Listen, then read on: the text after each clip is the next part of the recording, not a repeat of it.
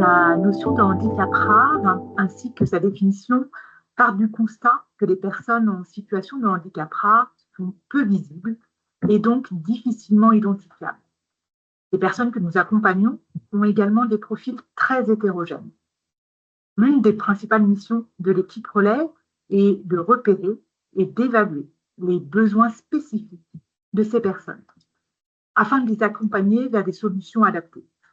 Ces derniers mois et années, nous avons échangé avec l'ARS, les MDPH, le groupement national, ainsi que plusieurs partenaires sur les difficultés de repérage de ces situations. Nous souhaitons partager avec vous aujourd'hui l'un des axes de travail que nous allons mener pour les années futures. Il s'agit de l'Observatoire des besoins des personnes en situation de handicap rare.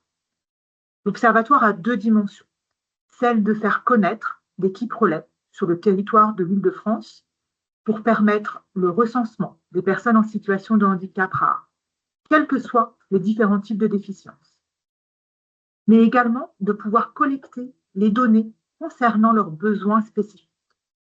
En effet, par exemple, pour les personnes avec épilepsie sévère, nous avons constaté avec l'association EPI-Île-de-France et le Centre de ressources nationales phare que nous ne pouvons pas, à ce jour, extraire des données statistiquement fiables pour décrire les besoins de cette population. Ces données sont également indispensables aux autorités de tutelle pour permettre la création de solutions d'accompagnement. Le récent diagnostic territorial partagé sur la déficience auditive avec troubles graves associés, que Karine Boust vient de nous présenter, illustre ce besoin d'observatoire. Et cela se confirme dans la préconisation 1 du DTP.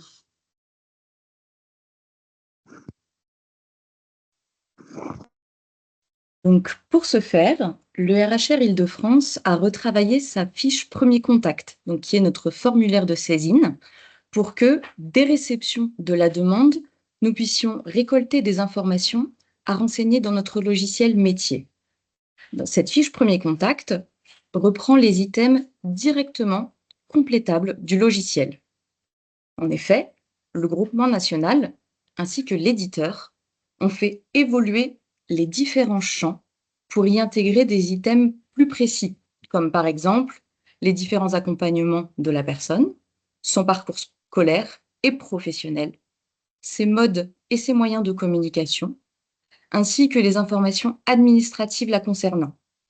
Les médecins des différents centres ressources et des équipes relais ont également proposé un nouveau volet médical sur le logiciel afin de décrire les différents types de déficiences et troubles associés des personnes.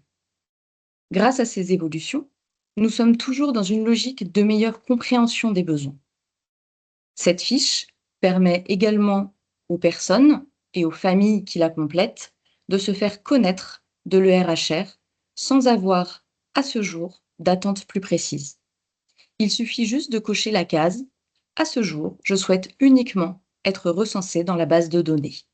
Le document, dont vous voyez l'image apparaître à l'écran, est accessible à tous sur notre site internet et vous pouvez le compléter directement sous le format PDF. Il vous suffit ensuite de nous le renvoyer avec le formulaire de consentement signé par la personne, son responsable légal ou son tuteur. Nous étudierons alors la demande et le dossier sera enregistré dans la base de données. Également, plus vous nous ferez parvenir de comptes rendus médicaux ou d'accompagnement qui décrivent les besoins des personnes, et plus nous pourrons avoir de données à faire remonter sur les besoins et la nécessité de développer des solutions pour les personnes en situation de handicap rare. Nous vous remercions pour votre écoute.